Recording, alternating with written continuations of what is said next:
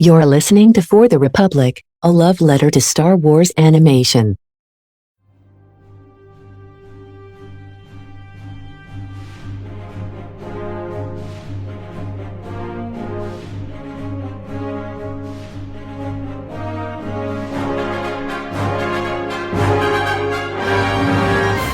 Hello there.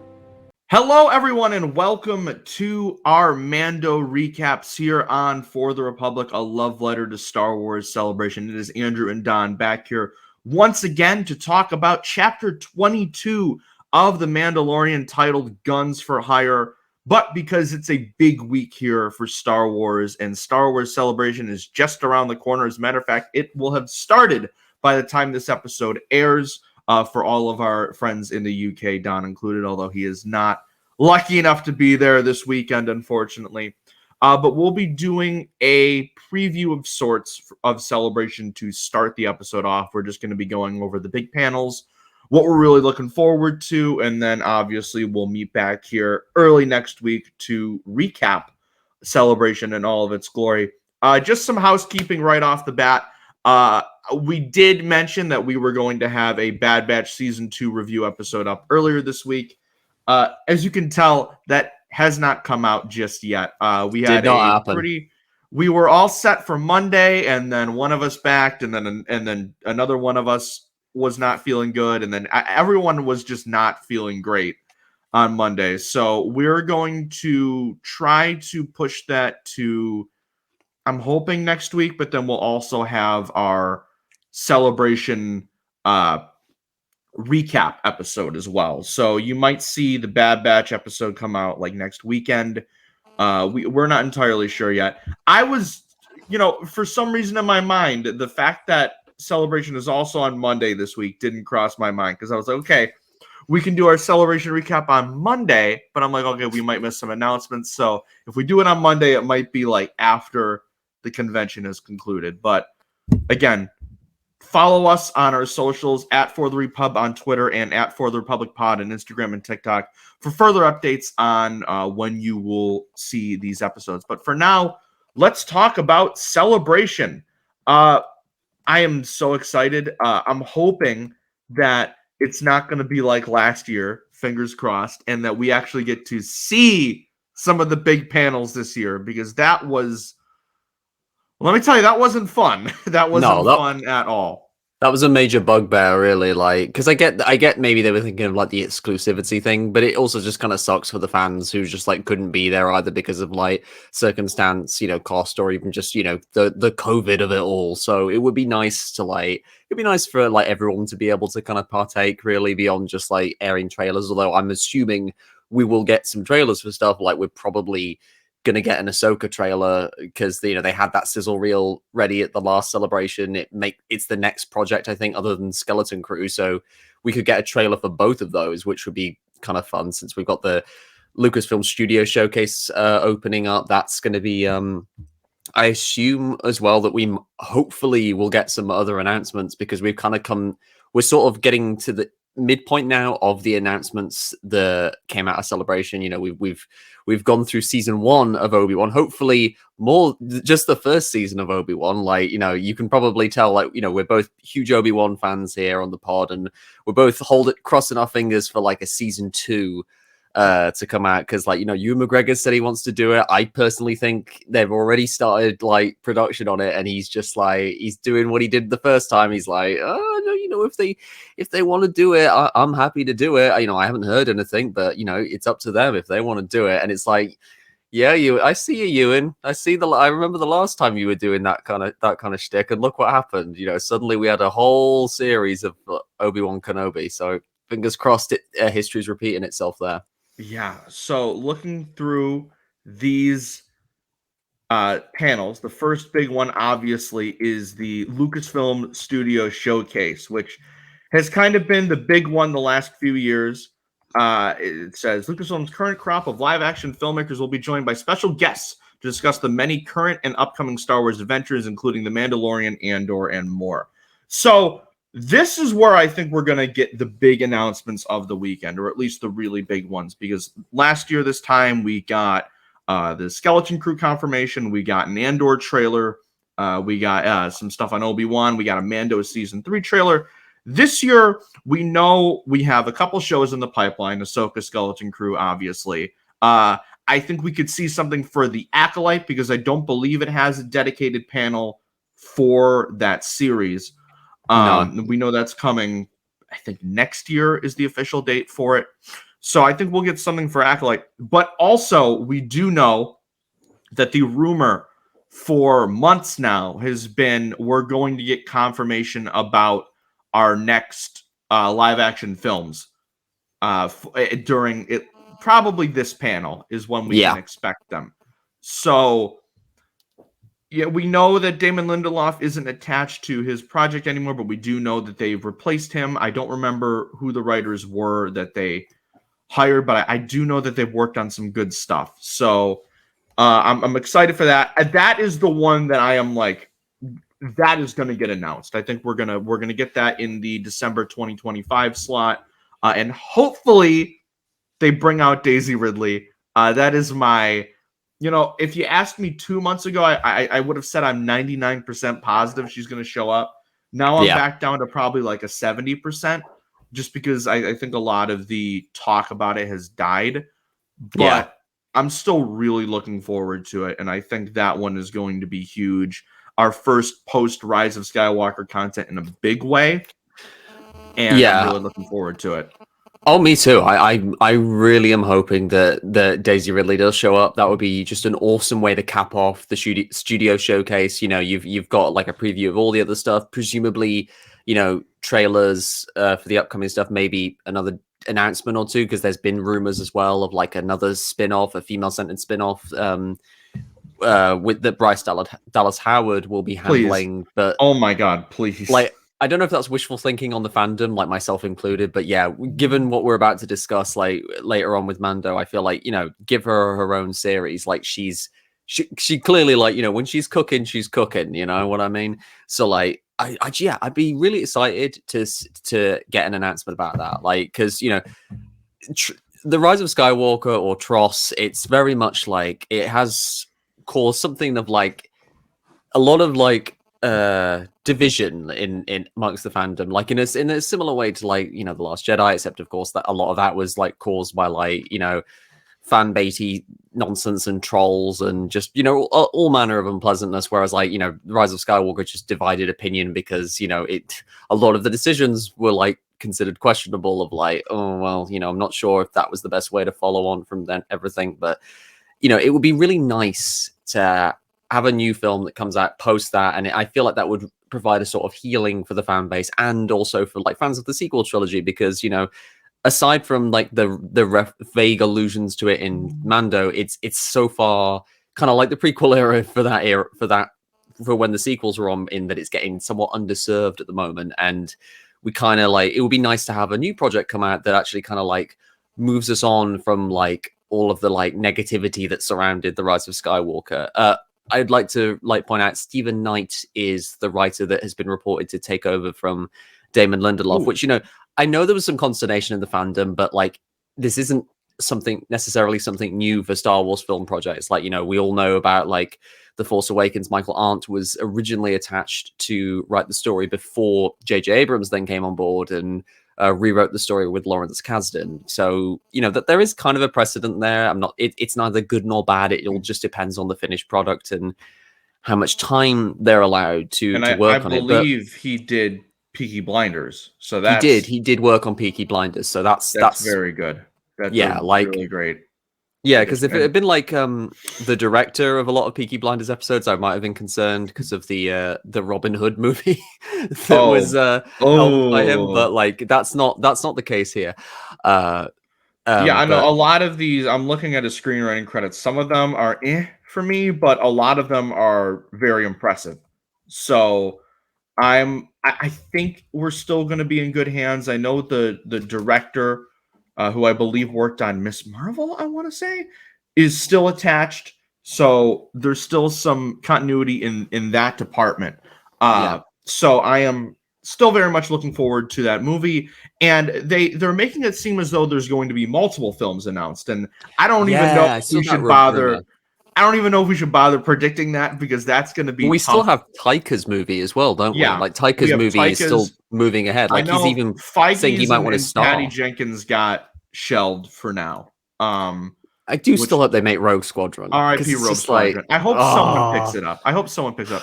Feige, I get because Yeah. right now they're trying to kind of like condense the MCU with all their content. So I get why he would be like, okay, I have to give this up. But the Patty Jenkins one, I hope, is just a temporary thing. temporary shelving, and we get Rogue Squadron back with a new director at some point. This time with Oscar Isaac cameo, hopefully. And like Robo I hope Hux. so. Yeah, like, and Robo Hux, he comes back and he's just like, he's been modded. He's got like a chest plate where General Pride shot him. And he's just there to like scream at some like First Order officers and get like smacked around by a Jedi, hopefully. That would be great. That would be great. Oh God.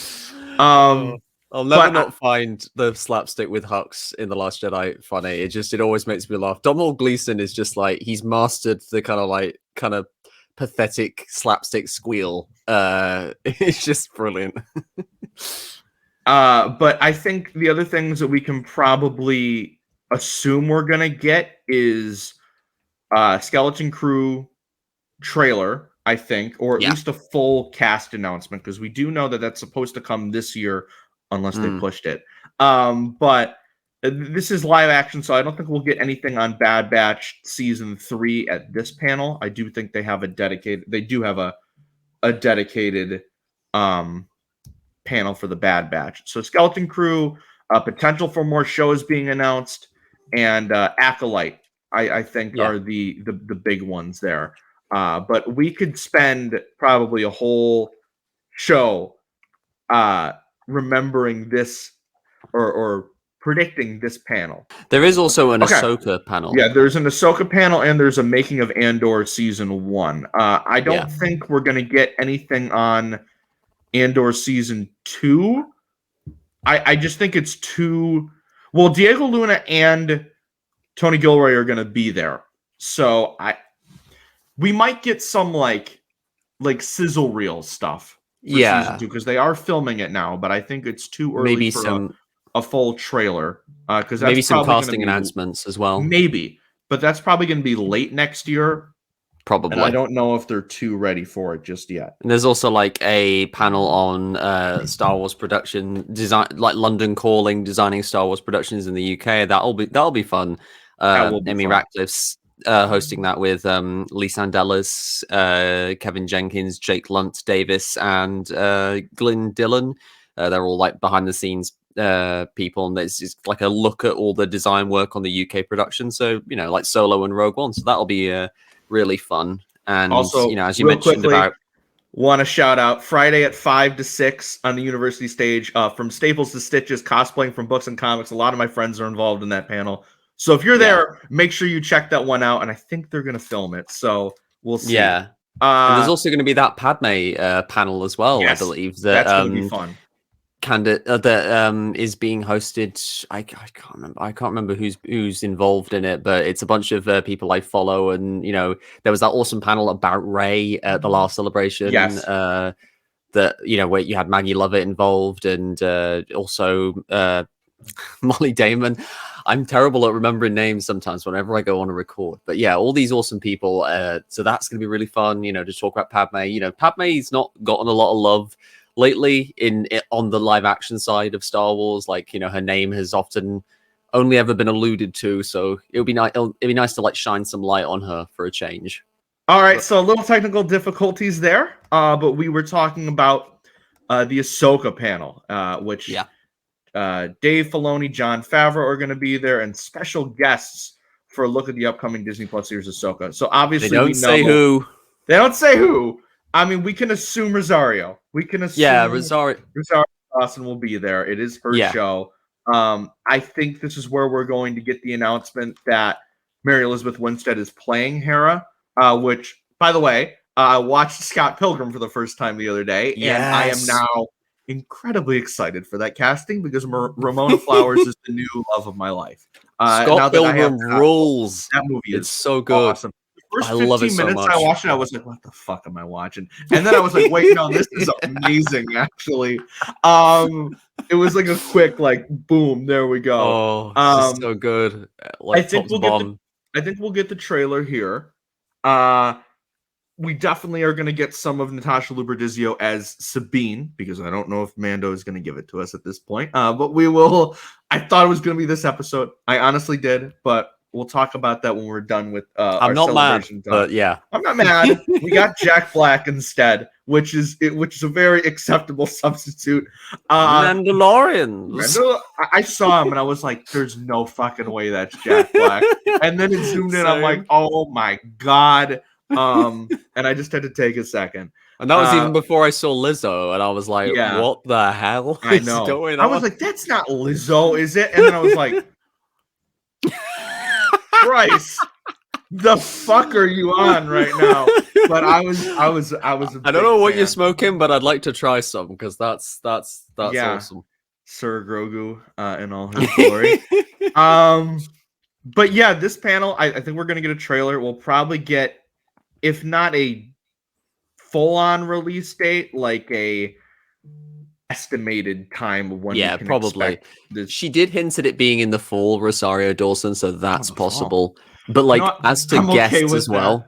Yeah, I'm okay with that. I was like, okay, late summer would probably be cool, but I don't know. After having Bad Batch and Mando at the same time, I'm a little burnt out right now. So I could probably use a couple months without any Star Wars shows coming out.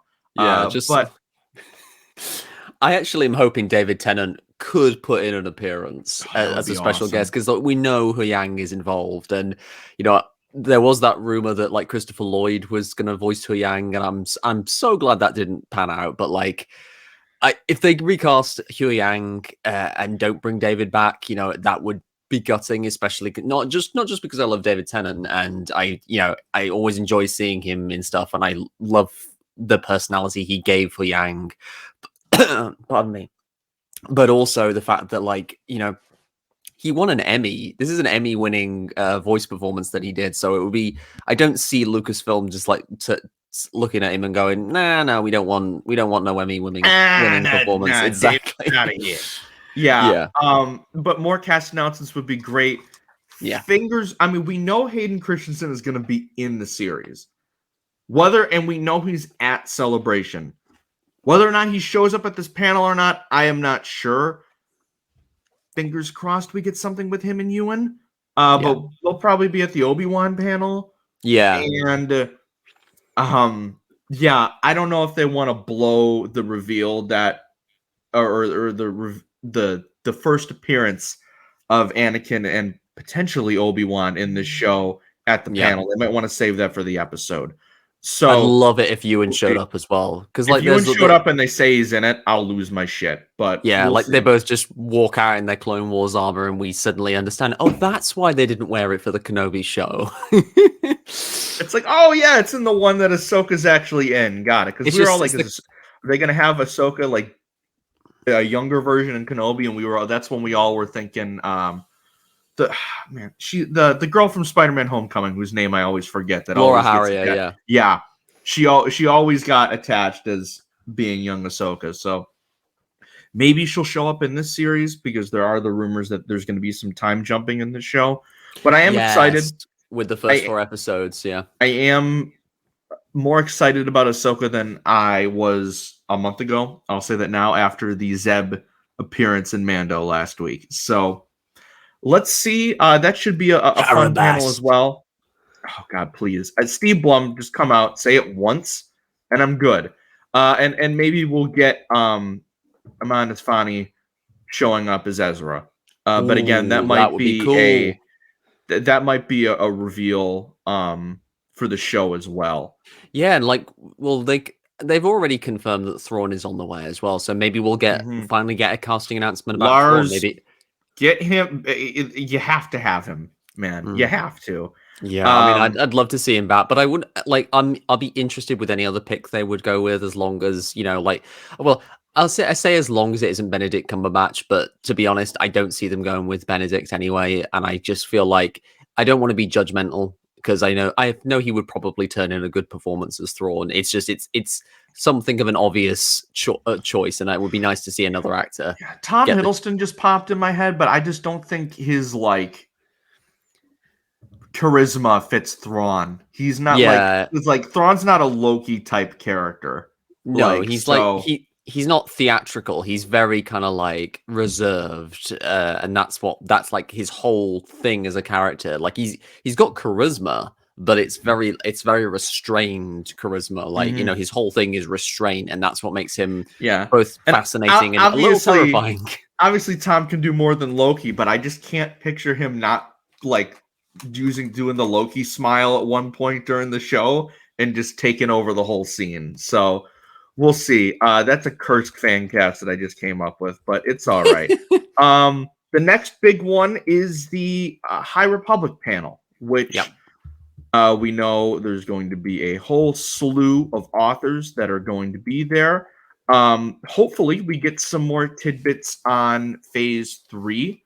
Would it be Phase 3 right now? Wave 3. Yeah, Phase 3. They say there's a sneak peek of what's coming, so we will get some Phase 3 stuff, which is good because, like, I mean, I'm behind on Phase 2 stuff. I'm really behind. As of this recording, I have like literally only just finished. I'm at the tail end of Chapter 8 of Convergence, and I have stalled on it for a while. And it's nothing against the book. I've loved the book so far. It's just more to the general direction. Phase 2 has felt a little aimless in a sense, mainly because of the kind of stories they're telling. In the individual stories are fine, but it's just more like, Phase 1 had this kind of unifying narrative thrust of, there's the Republic, the Jedi, the Nihil. We understand the main characters, we understand the whole kind of affair that's going on. This one, everything's more shrouded in mystery, and they're probably playing a long game with this, and hopefully by the time we reach the conclusion of this phase and we're like, oh right, so that's why all of this had to go down this way, hopefully that'll be what it is. But right now everything feels a little too elusive. I haven't even started the books yet. I know Cataclysm just came out this week, and I totally forgot it was coming out. So again, nothing against it. I was caught up with the comics for a bit, and then I fell off that for a bit. So I just need to do a big catch up and then get to Phase 2. I'm excited. I want these characters back, so I'm just really excited to see what's happening here, and hopefully we'll get some title announcements of what the next books. I want Marky and Rowe to get his ass kicked. Come on, man. I think there's a good chance of it happening. I think there's a very good chance. You've earned this ass whooped, Marky and Rowe. You've earned it now. You've earned tenfold. You've earned it. Another thing that is happening on Saturday is, we can just real quickly go over this. As the first 2 episodes of Young Jedi Adventures are being screened. I wish I was there for that because I've really loved those shorts. They're so charming. They're so sweet. I love the animation style. And again, I just anyone that's against this show, I have a strong disliking for you. I defy anyone who's against the show to not look at Nubs for like less than a minute and absolutely collapse of like adoration, because Nubs fandom, Nubs capitalism has infected the whole community. Yes, that's my guy. It's like the cordyceps, it's inescapable.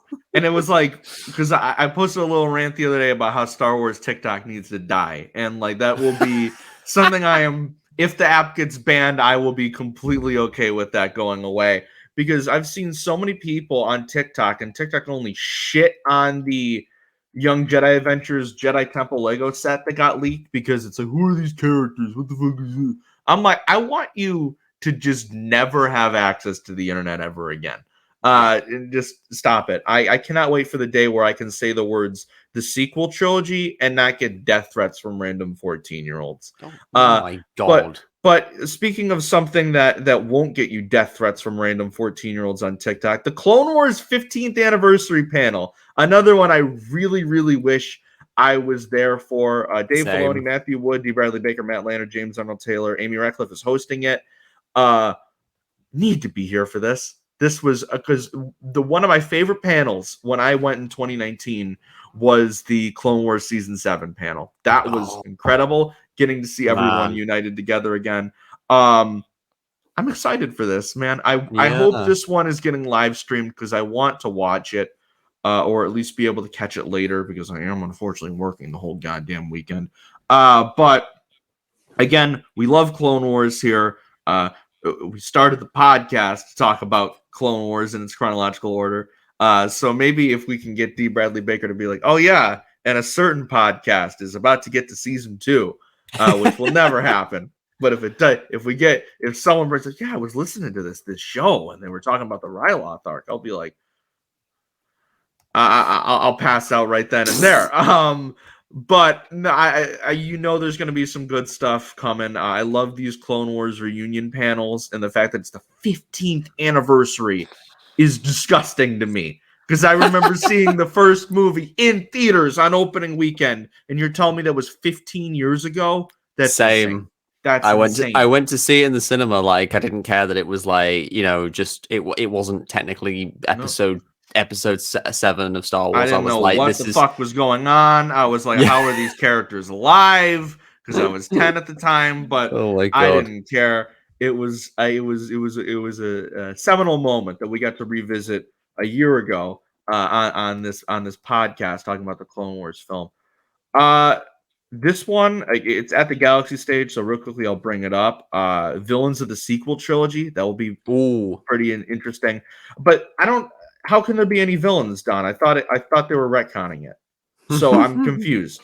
Why are they talking about something? I thought it got retconned. That would be a good time to announce the return of Hux, of Mod Hux. Do it. If Cobb Vanth can be modded and Fennec Shan can survive for hours after being hit in the gut with a blaster, I think General Hux could pull through. Let's get him back. Let's get him back and have him be scream at people again. I want to. We want to see it. Come on. That would be really awesome. Just real quick, gotta shout it out. It's at the same time as the High Republic panel. My buddies at Kessel Run Relay are doing a solo panel. Make sure you check that one out if you can't get into the High Republic panel. Liv and Hayden are going to put on a great show, and I'm begging them to record it so I can watch it later. So make sure you check that out. Again, I got to support my friends as much as I can here. And there's another great one. I don't remember what day it is about Latin voices in the Star Wars fandom. Oh, nice. Which that one is put on by a lot of the same people that did that rate panel from last year. So make sure to, there's a lot of great people on that panel. So make sure to check that one out as well. It should be, I believe, at the fan stage or the university stage, one of the two. So if you're going there, make sure you check out those panels or we're going to have some words. Dark Horse. Got to mention the 40 years of Return of the Jedi panel that will be on Saturday, 2 to 3 p.m. live on the Celebration stage, hosted by Ming-Na Wen, looking back at Return of the Jedi, and she's going to chat with Star Wars legends of the past, present, and future about the influence of this beloved chapter in a galaxy far, far away. So, we know Ian McDiarmid and a few other actors are there, so that will probably be very fun, to reminisce with the cast and, just catch up on the fact that it's been 40 years since the original trilogy ended, which is wild. But yeah, that will be fun. Also, shout out to the other Connor on the SWE server for coming in clutch and getting me some of that Return of the Jedi 40th merch. I appreciate you so much, my dude, because I need that. But then the big panel on Monday is going to be... Is there not a big panel on Sunday? I'm confused. Is it the sequel trilogy one? There's a publishing panel, but there's also an animation game night that is going to be live on the Galaxy stage. A prop just came to life. Oh, I was like, what's going on? Like, is Don getting happy? So it looks like the celebration. My regular top. I need to just get an oil top up. Sorry, that's I'm malfunctioning. The big celebration stage panel on Sunday looks to be the sequel trilogy one. But then there's also the look back at Obi-Wan Kenobi, which is Ewan Hayden, Indira Varma, Vivian Lambert, Deborah Chow, and Amy Ratcliffe. Again, that is one of my most anticipated ones of the weekend. Is sure that would one? be cool. Because please give us a season 2 announcement, please, Lucasfilm, please. But I can't wait for this one because I loved that show so much. But then, number one of my top 5 Star Wars projects of 2022. Check out the video. It's one of my favorite episodes, just of like the whole block that we've done for that year. Yeah, for sure. Yeah, it's up there for me as well. But then Monday, the big one, Bad Batch season 2 panel. We got to get a season 3 announcement, right? Like we have to. There's no way we don't. Very minimum. Like there's no way. There's no way. There's no way. There's no season 3 announcement for sure. It makes perfect sense given the ending, and I don't think we'll get any trailers or anything, but maybe like some concept art, maybe just like an announcement of characters who could show up. But they've kind of played that close to their chest, so who knows? Well, I mean, maybe they're already working on it. I hope exactly. it comes out within the next year, because you can't leave me on that cliffhanger and not pay it off. And Visions. Oh, yes. I was like, all right, that's it. Yeah. And then I read Visions Volume 2 and closed the fucking page. So Visions Volume 2, we know that is all dropping on May the 4th. I am incredibly excited because I loved the first season of Star Wars Visions. We know that this one is going to have a whole bunch of different animation studios from around the world doing their take on Star Wars this time. So if we get a trailer, that would be awesome. I feel like because they tend to do these at the celebration panels for the animation stuff, I feel like there's a very strong chance that the people in attendance get to watch at least one of the shorts in advance. Yeah.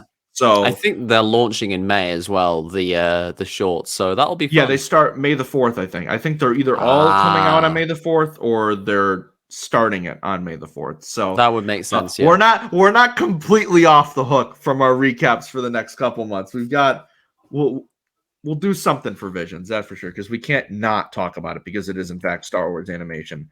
And because Star Wars Visions season 1 was awesome. But yeah, we love Star Wars animation over here. We love it. It's not in timeout anymore because it's been a week since the Bad Batch finale.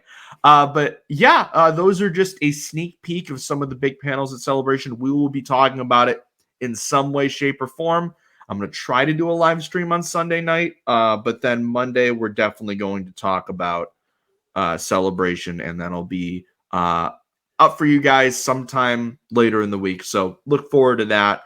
Celebration season is upon us. Again, if you're listening to this right now, it's probably going on already. So yeah, hopefully I wake up tomorrow and I see some sweet, sweet announcements about what is coming soon in the realm of Star Wars films. You can hop in the comments like afterwards and tell us like how off we were with some of our predictions. Yeah, definitely. Because this is probably coming out after the Studio Showcase panel happens. So we'll see what happens there. But now, Don, let's talk about some Mandalorian. Let's talk about Bryce Dallas Howard returning to Star Wars with Guns for Hire. This is definitely her weirdest episode of Star Wars so far. But what I liked about it is it just shows how versatile she is with Star Wars. She can do so many different kinds of Star Wars. She did Sanctuary, which was a very Kurosawa inspired. She then did the Bo-Katan episode in season 2, which introduced us to this world of bringing animated characters to live action and brilliantly adapting the character. We then got Return of the Mandalorian and the Book of Boba Fett, which is one of my favorite Star Wars episodes ever. And then now we've get basically a weird Clone Wars episode brought to life in live action, topped off with totally is awesome Mandalorian sequence. I'm seeing quite a lot of people talk about how season 3 is not going in the way that they were expecting. And I think that's a reasonable thing to say. I certainly didn't think that we would see Din lose the Darksaber this early. But again, I am not totally against it because, one, I think the way the season's going, Bo-Katan having the Darksaber is the logical choice because she's the one trying to rally everyone right now, or a lot of people are probably disappointed that it's not Din. But I think this season is more Bo's story than Din's. Yeah. So I'm okay with that. And also I just feel like with the story, like I said, the story they're telling, it makes more sense for Din to, for Bo to have it right now, because it would be weird if Bo was the one rallying, but Din still had the dark saber. I'd be like, okay, there's something something's not adding up here. But also, I don't necessarily think that the story of Din having the dark saber is over. I think by the Same. time the show's done, he might have it again. I mean, it's very possible that this is not the end, because I mean, the poster literally has the two of them holding the holding saber. it, Like, yeah. it literally frames them as like a mirror to the other. And like, I absolutely agree with everything you've just said, Andrew. Like, yeah, season 3 has been going in a definitely a different direction from how I've predicted, but so far it has pretty mostly worked for me, because like the journey that Bo-Katan has been on has been really great to see. Like, I love that they have just gone completely in the opposite direction and not done a Yeah. not done a Daenerys with her. Basically, they've I actually think, yeah, invited that's why I invited think us to empathize with her. Yeah, exactly. I think people are like, oh, if they wanted Bo to get the dark saber back, or if Din were to lose it, they wanted him to lose it in this like epic battle. But that's not what they were building towards no, with Din and Bo, and I wouldn't want them to just throw that away and just make them enemies so we could get like a cool action scene, and then yeah. either Din keeps it or Bo gets it back. Like I'm like, this makes perfect logical sense.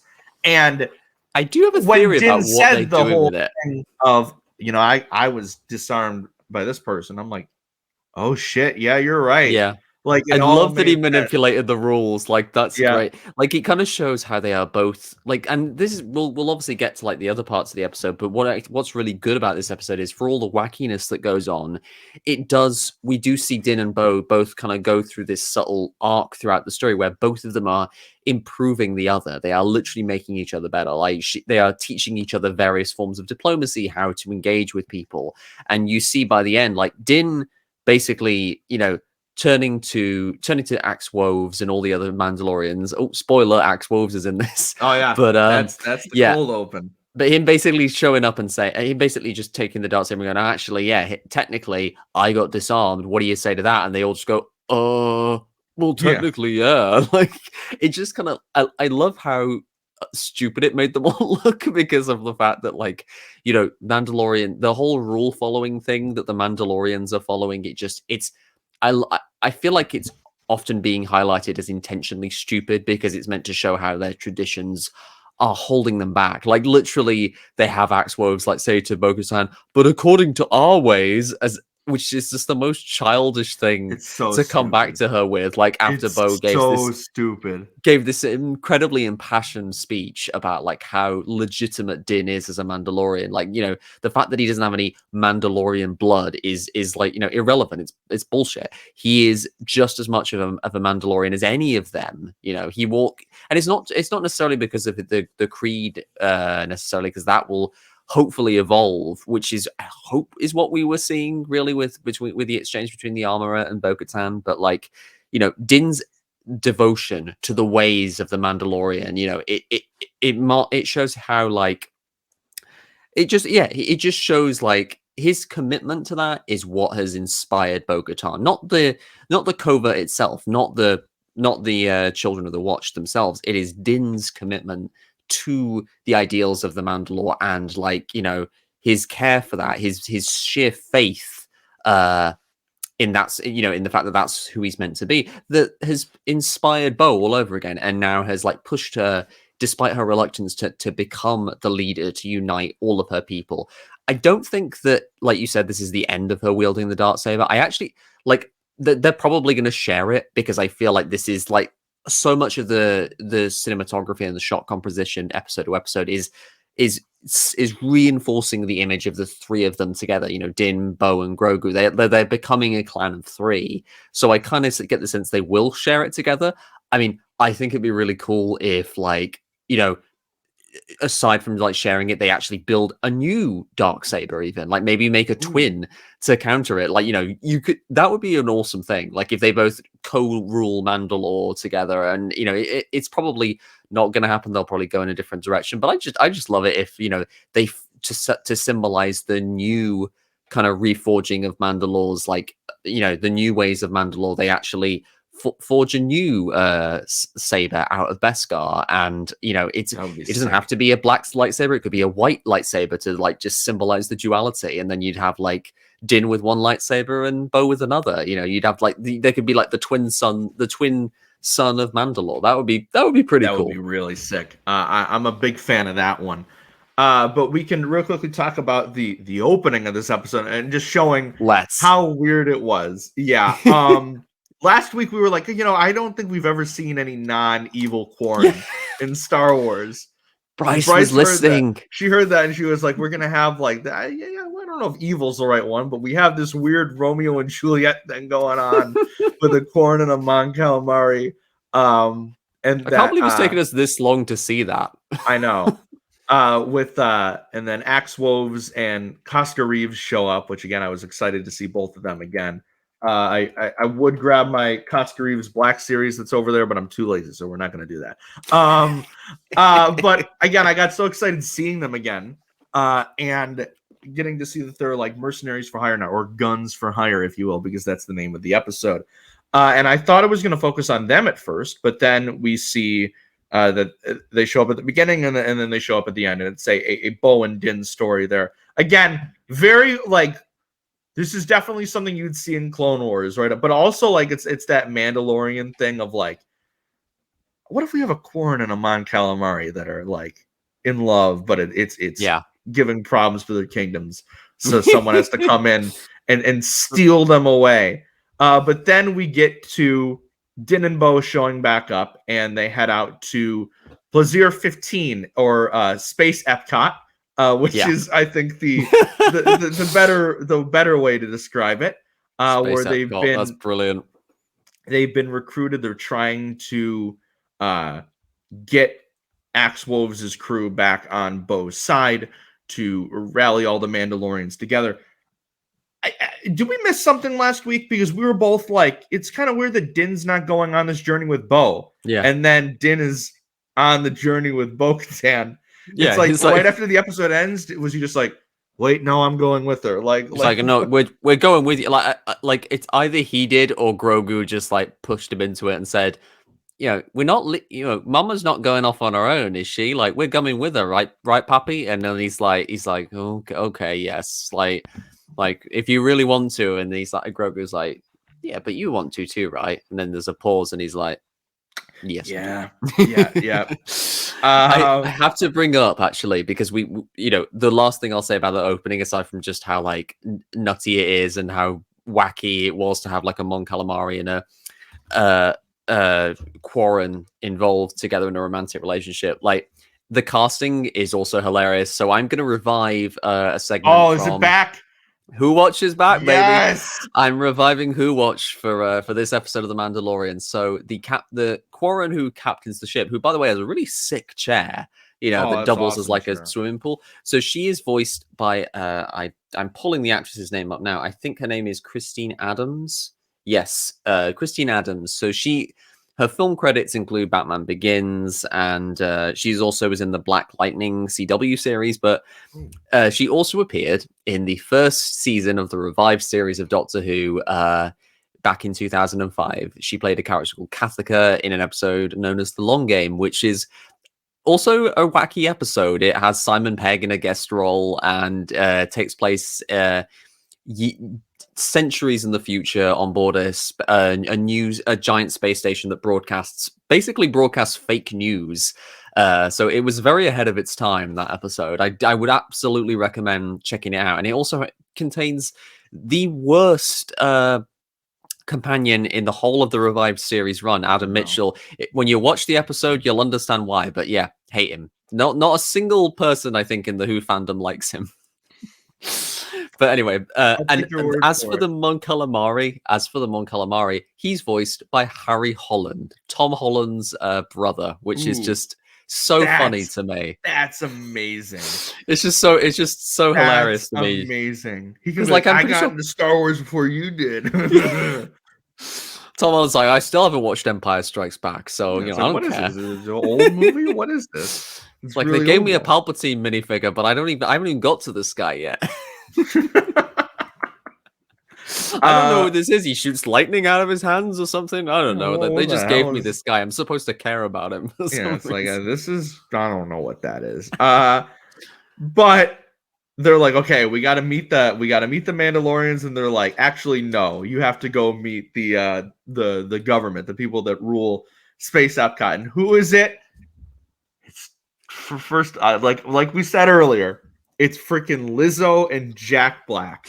Lizzo playing the Duchess of Wazir 15, and Jack Black with a great Star Wars name of Captain Bombardier. It's Captain Bombardier. Do you think they gave him the name, or he came up with it himself? 100% named it himself. Captain Bombardier. Which, what a day for Jack Black, because this episode came out the same day that the Mario movie released here in the States. So, what a guy. And by the way, I saw it yesterday. He is, if he's not the best part of the movie, he's definitely a close second. It's great. He is great. I always knew he would kill it as Bowser. I had some issues with the movie, I'm so happy to see it. But his take on Bowser was hilarious. I did have some guy that was right behind me walk up and, dude, this is stupid. I'm like, dude, I don't know what you were expecting from a fucking Mario movie. Like, got up and left. It's like Jack Black starts like singing, and he's like, "This is dumb. I'm leaving." I'm like, "What did you think? Why Mario else would you get woke Jack or Black? something?" Like oh what god, the fuck? No. Like, why?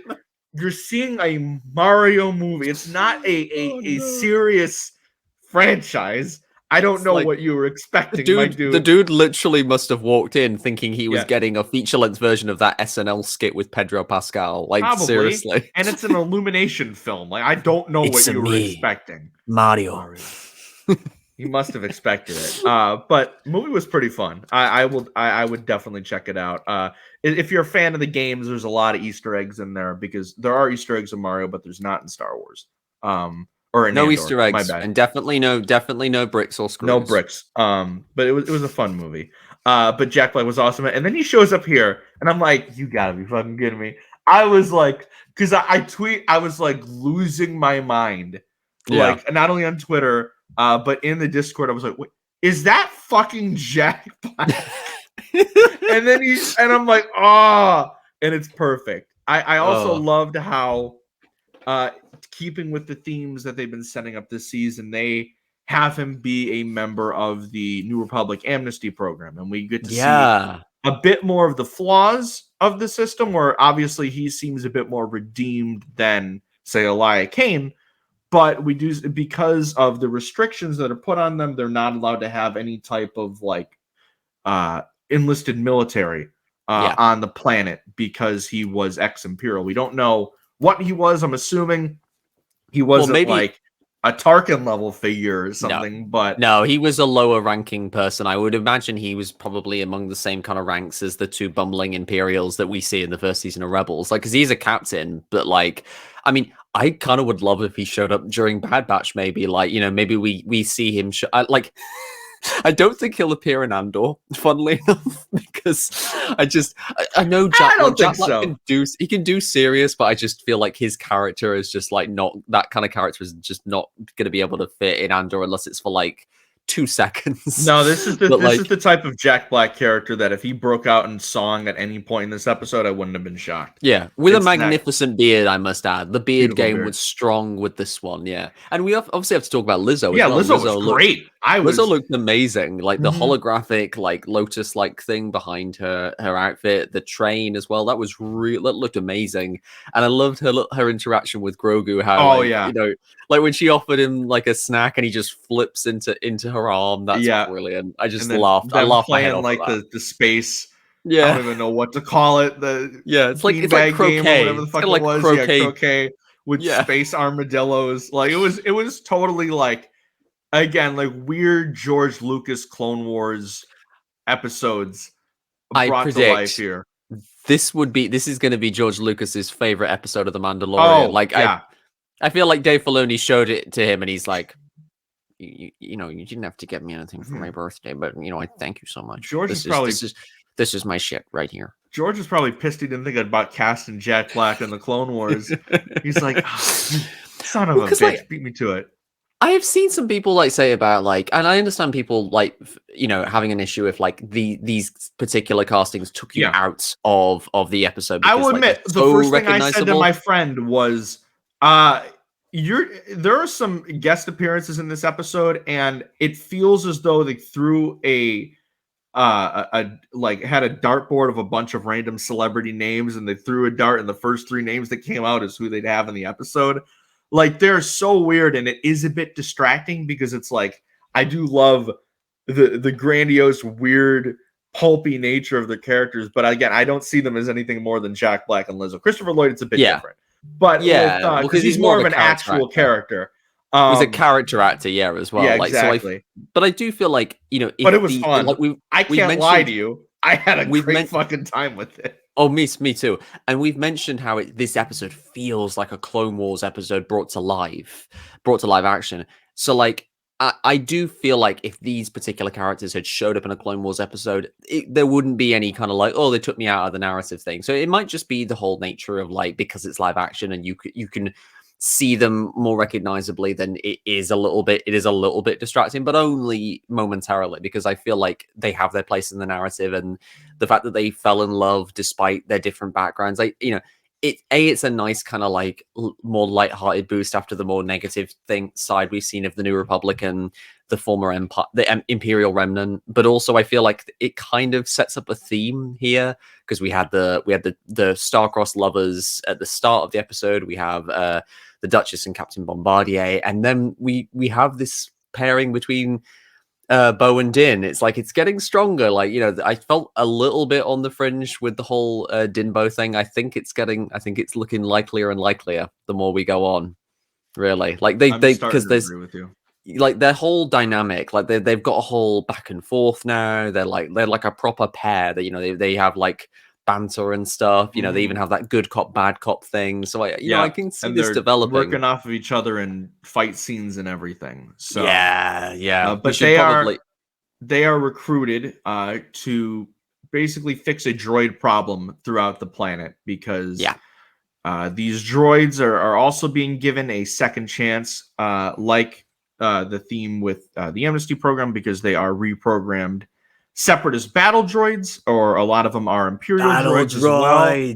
Getting to see Matthew Wood's battle droid voice in live action, I lost it. It was so good. It's like, let me see your identification, please.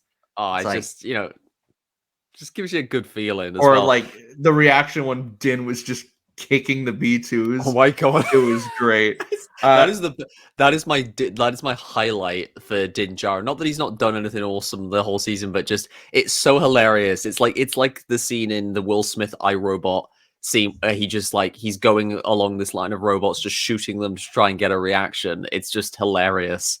You know, the only thing that would have made the battle droid sequence better, by the way, is if one of them had broken this out. So I'm showing off because, you know, full disclosure, my family and I are currently getting ready to move house, and we're unearthing a whole bunch of stuff as we get ready. And this is a OG episode 1 laser tag toy. Like back from when episode 1 was first in theaters, part of the original merch. So this is one of my like more fondly more I just love it. It's fun. I know, that's awesome. That is you showed me that. I was like, oh my god, what is that? Like next chance I get, I'm gonna like bring out its twin, the Naboo blaster, that it was paired with. For sure. There we go. Maybe we'll be back to Naboo next week with the rate this season. That would be good. I would like that. Please. It's they need to get back there at some point. I'm shocked they haven't. So yet. Beautiful, please.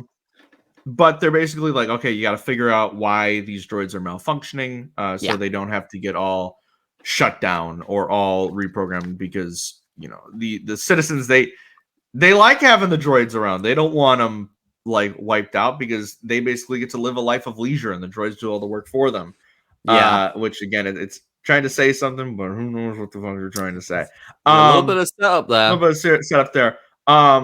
Also, just real quick, before we move on to the Ugnaught scene, because I loved it, and I loved how there was some representation from my guy Queel.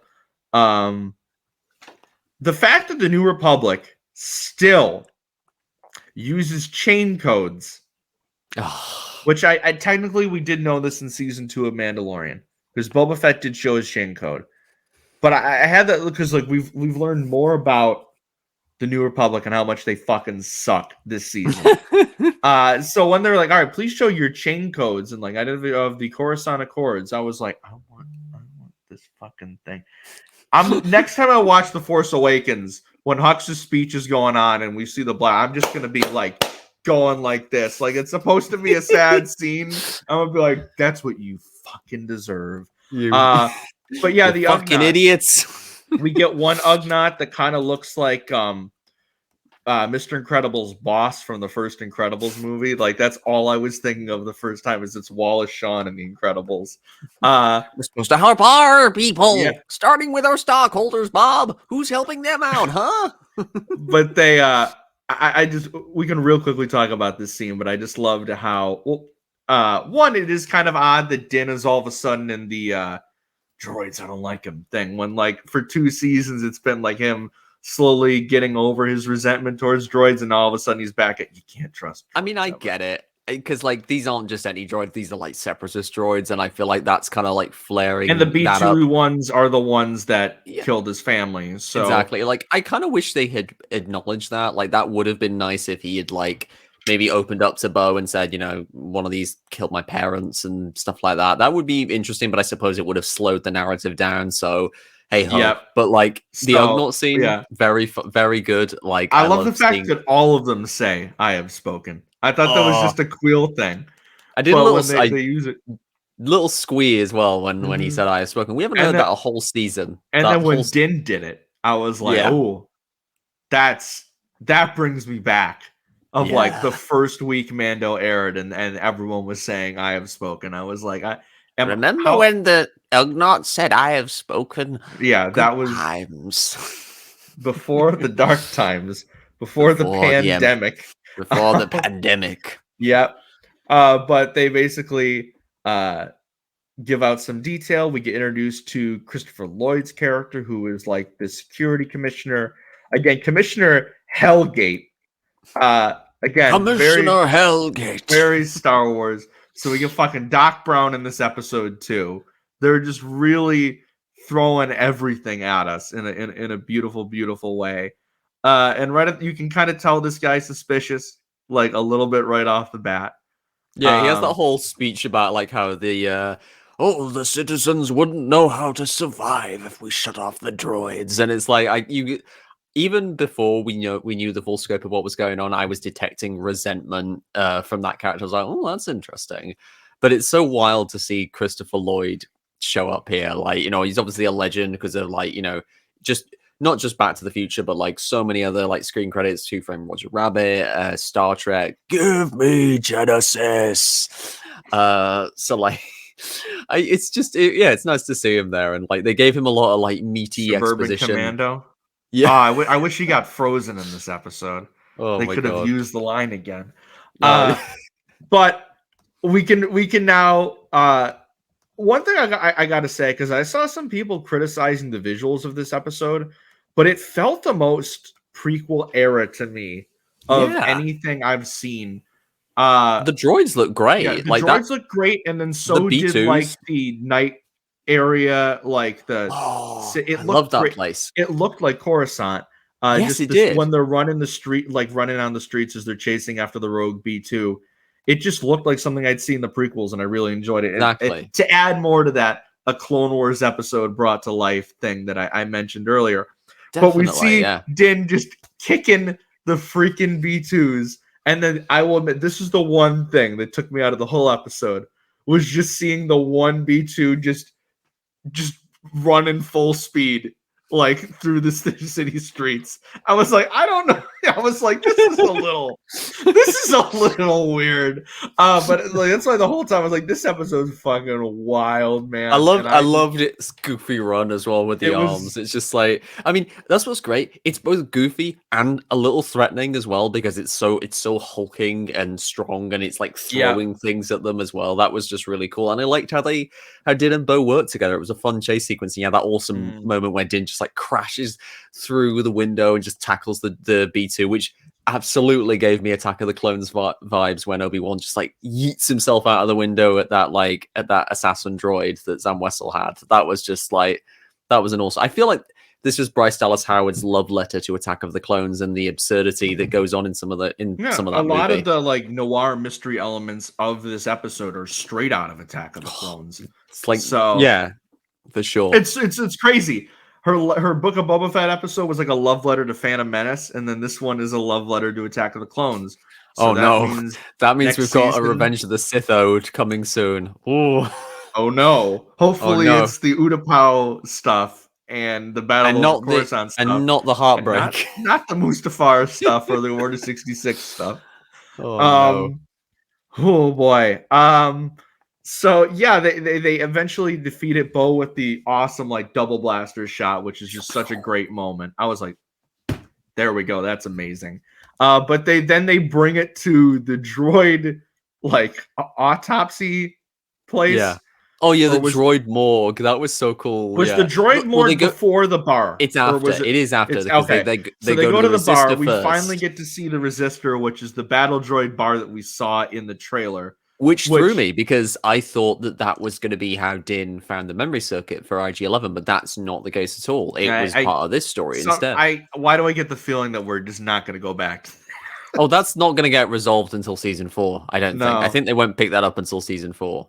I mean, I could be wrong, but I feel like that's where we're at currently. Yeah. I feel like I'm wondering if the IG-11 thing was maybe just a jumping off point to get Din to go to Tatooine. Maybe, who knows? Possibly. But like, it was so cool seeing all the different droids like show up there, and it actually kind of led to a heartwarming moment. Shout out to that turquoise protocol droid for just looking cool. I want a Black Series of that one.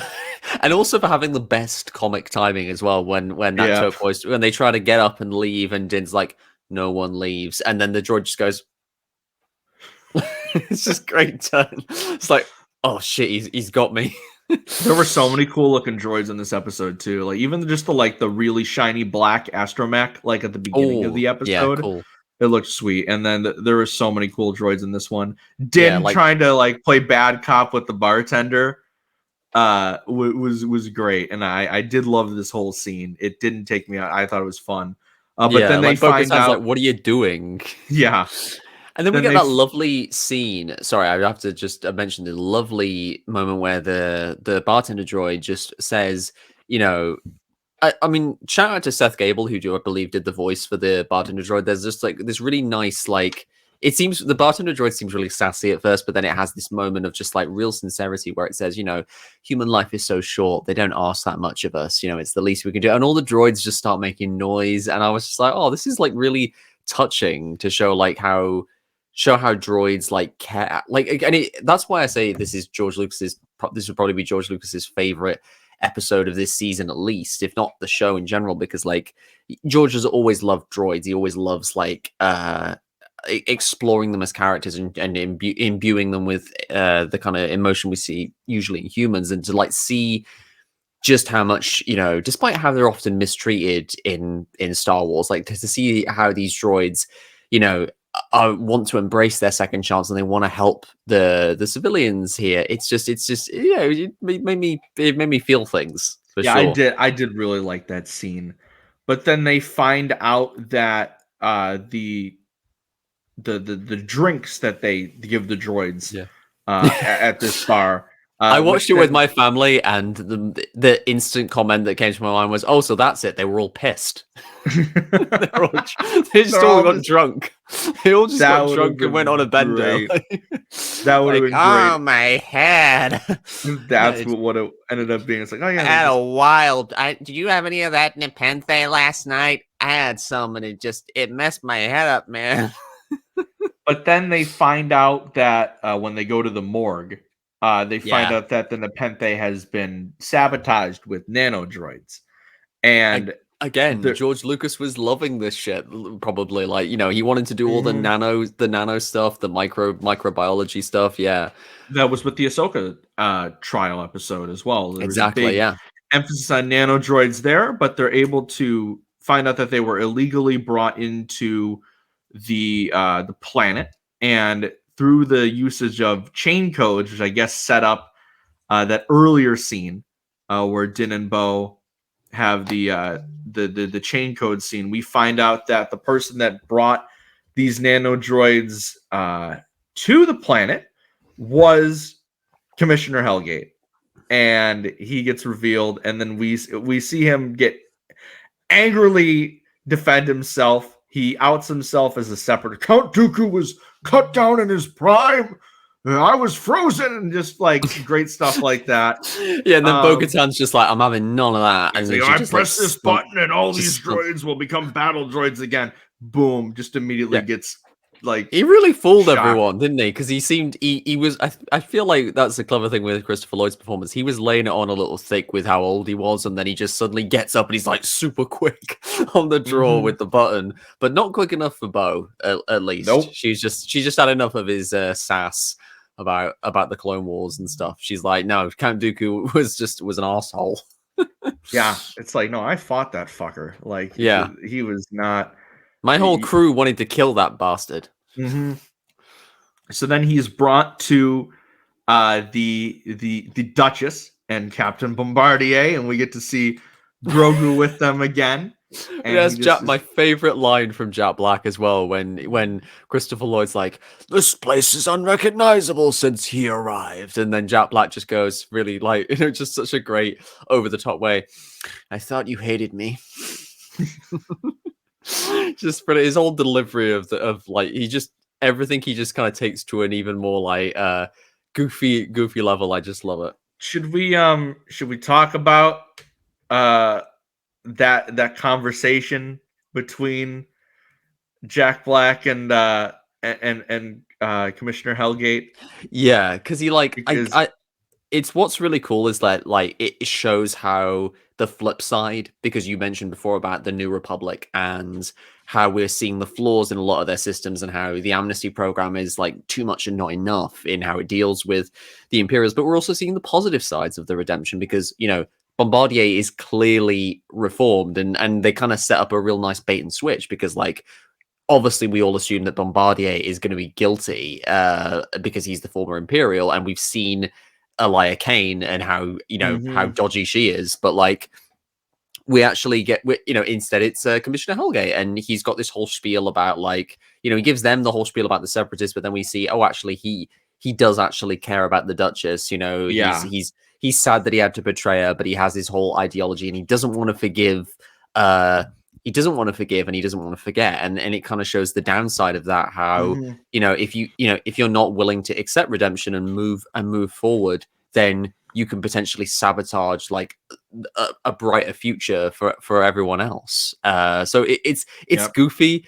Like I did kind of laugh when the Duchess sentences him to exile on the moon, because I'm like, you know, how long is he going to spend on like in isolation? Because, you know, he's getting on. He's been through a lot. You know, I know the guy he's sent there, but he just can't take the fact that he that Bombardier is a former Imperial, because it goes against all of his ideology.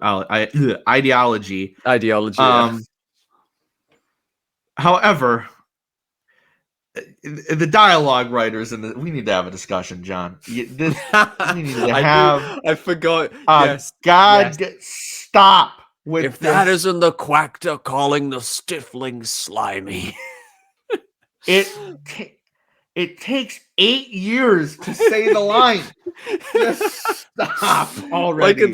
Like no joke, when I first saw the episode. Stop trying to make it happen. Like no joke, when I first watched the episode, my actual first thought when I heard him say it was Andrew's not gonna like that.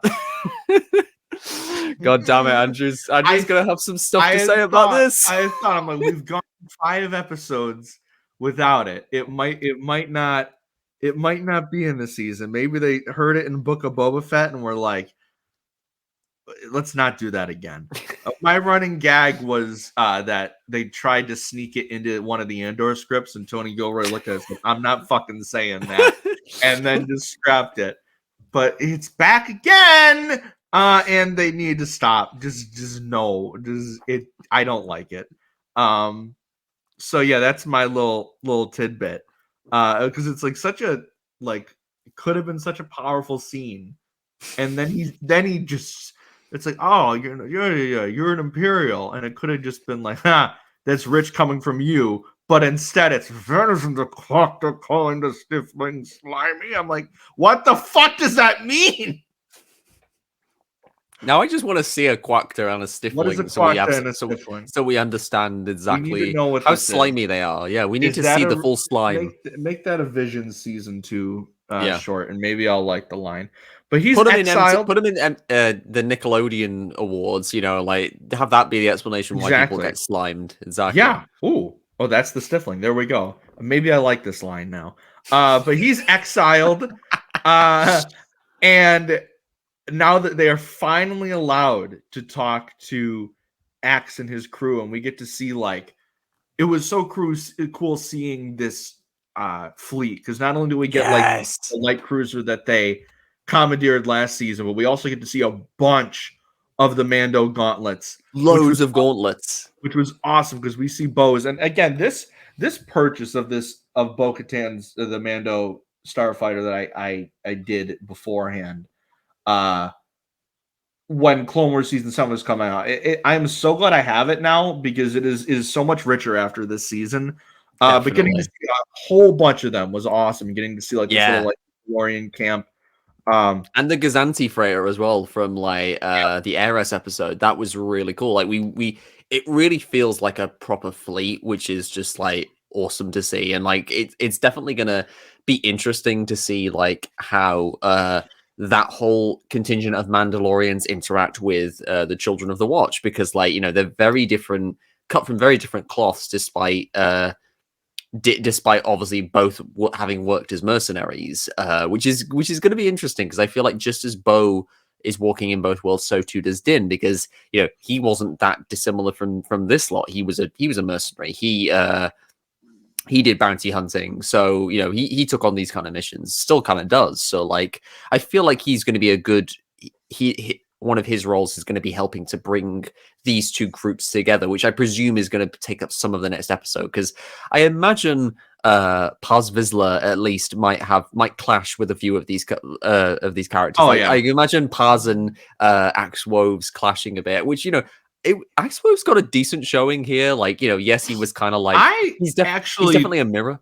For a second, I thought they were going to have him beat Bo, and I was like, that would be an interesting turn. Yeah. Of if she tries to get her fleet back and she loses, but at the end of the day, it was like she had to win. It was a really cool fight scene. Oh, it was like so it good. Reminded me a lot of Sabine and Fenrau in Rebels. Yeah. Or was it Fenrir or was it Gar Saxton?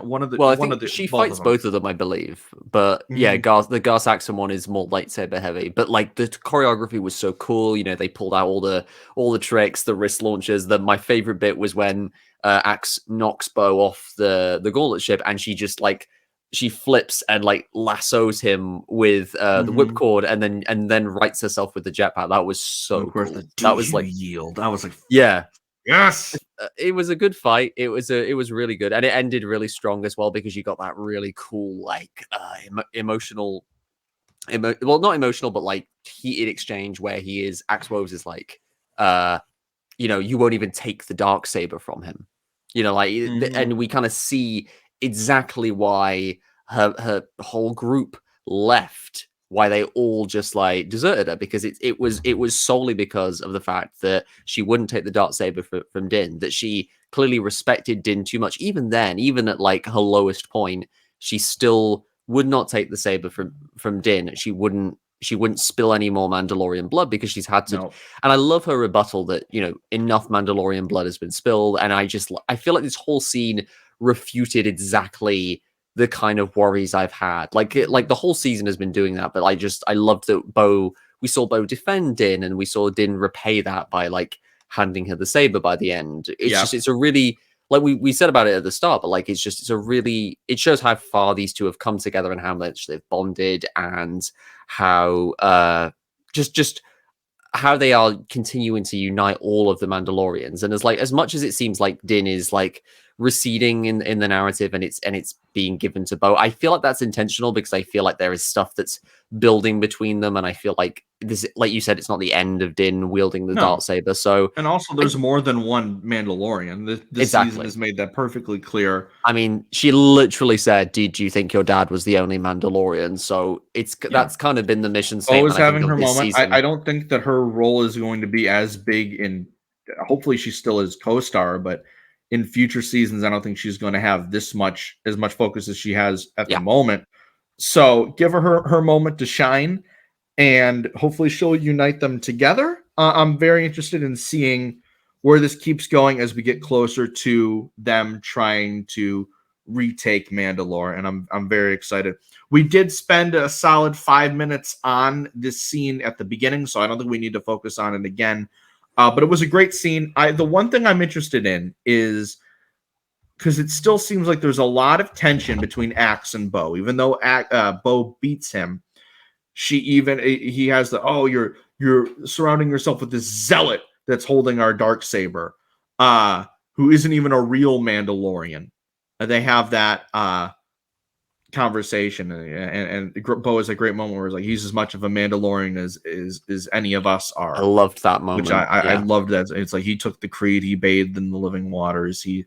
And again, we keep seeing this kind of discrimination and prejudice towards foundlings that's present throughout a lot of Mandalorian culture. We see it even with what was his name? The Clone Wars Prime Minister Olmec. Yeah, because I was going to say Alex Jango Fett is not a Mandalorian. When we get to those episodes, because that had us all confused for years. We're like, is he? Is he not? Because that was clearly George's perspective at the time, and like the more Dave Filoni has like kind of ascended in like prominence and like been able to just kind of like express his own opinion, like his own like feelings as a Star Wars fan. It's like, you know, at the end of the day, I understand the reasoning behind that, but I honestly think the whole idea of foundlings and making Jango Fett one of those foundlings was just always a better idea, because it just, you know, Mandalorian, this whole thing would not exist without Boba Fett. Like Boba Fett's whole look, the armor, the mystique, everything, it all kind of led to this kind of stuff, really. And to not have Boba be legitimized as a Mandalorian would always be kind of weird. Like he still sort of isn't, but I feel like this is something that needs to be addressed now, because like, you know, if Bo is acknowledging Din as a Mandalorian despite claims to the contrary from her followers, so like how does she then feel about Boba Fett? Because you know, she denounced Boba Fett as a Mandalorian, so I feel like, you know, there's rumors that Boba is still going to show up, and I feel like that would be a good test. I wonder if we'll for get Bo him next week. Yeah, I'd love if we did, because like Din trying to recruit Boba Fett, because it would make sense, because if he wants to, I imagine Din would consider him Mandalorian, like and I feel like this would be a test for Bo-Katan, where like, you know, she has to like actually get over her prejudice about Boba and actually accept, you know, he is also just as much a Mandalorian. You know, he is honorable. He's not just a merciless bounty hunter. He actually cares for people. Like look how he defended the people of Mos Espa. Like, so I mean, we have 2 episodes left, so I doubt very much that it will turn into a thing where Boba is recruited, but only if like the Mandalorians help him out with a favor. That could happen, but I don't think that's going to be the case, because I feel like we're heading towards the finale now, and they usually have like two-part or even 3-part finales. So I imagine next week is going to set up the finale episode. Yeah, I agree with Presumably you there. something with Gideon.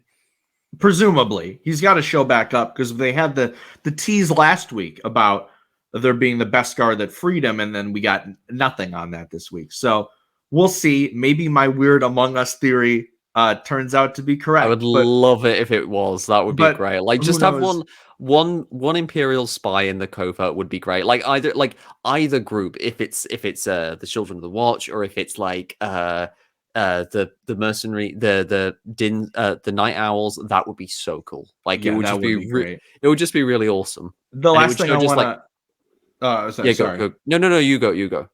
I was just gonna say the last thing I want to point out before we kind of wrap things up is you mentioned Paz Vizsla having some issues with a lot of people in Bo's Yeah. group. I just want to see just Casca Reeves just like messing with him.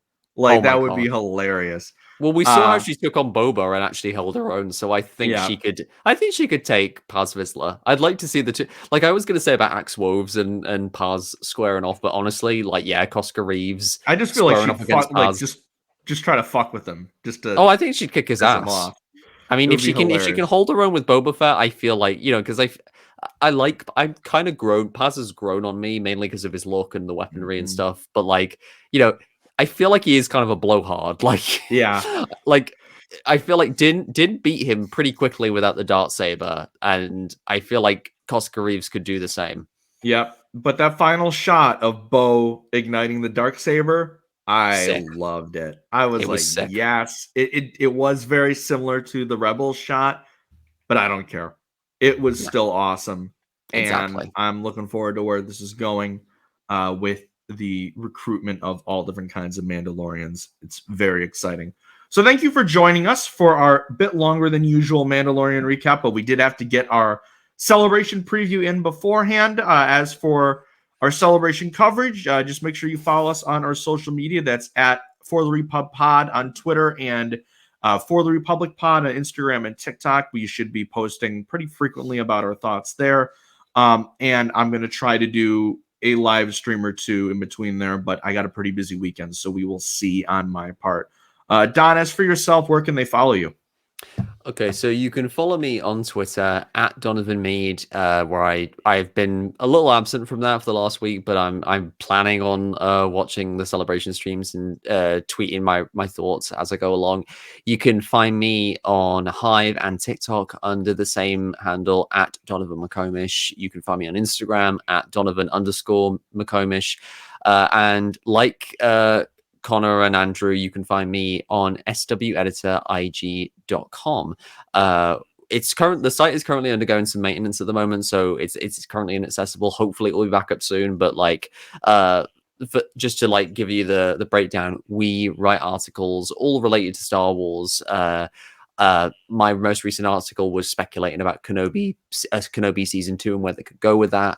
But we also are part of SWEF, or Star Wars Editor Fiction, which is a collection of short stories and web comics that are basically like, it's our own fan fiction, but that takes place within the confines of what is canon. We try not to like contradict anything that's going on currently in the Star Wars galaxy, but we also like to take some elements of legends as well and like retrofit them for our stories. I've written one story that came out in June last year. It is called Scars of War. It stars a clone trooper named Blister, who 5 years after the events of Revenge of the Sith meets up with a Jedi survivor of Order 66 named Shar Kun. If you like Star Wars and pain, post-traumatic stress, that kind of shit, make sure to check it out. So I have to mention some excellent cover art was done for it by our co-host for the pod, Jake. So yeah, Yes. definitely give it a read if you're into Star Wars and pain. It's a really fun one. As for myself, Twitter, Instagram, TikTok at Starlight Andrew. You can follow me there. I already told you where you can find the podcast on social media. Just make sure you subscribe to us wherever you can find us: Spotify, Apple Podcasts, YouTube. We're getting close. We're over halfway to our YouTube sub goal, so help us out there. And that's where you'll be able to check out our live content. If I do go live this weekend, hopefully maybe can get some fun guests, but who knows? Again, it's gonna be just tune into the socials and see what we're doing. And then probably early next week we'll have our celebration recap episode, Bad Batch season 2 discussion to be determined, and of course back here same time next week for our next recap of The Mandalorian. So we'll see you guys later. Enjoy celebration weekend, and this is the way.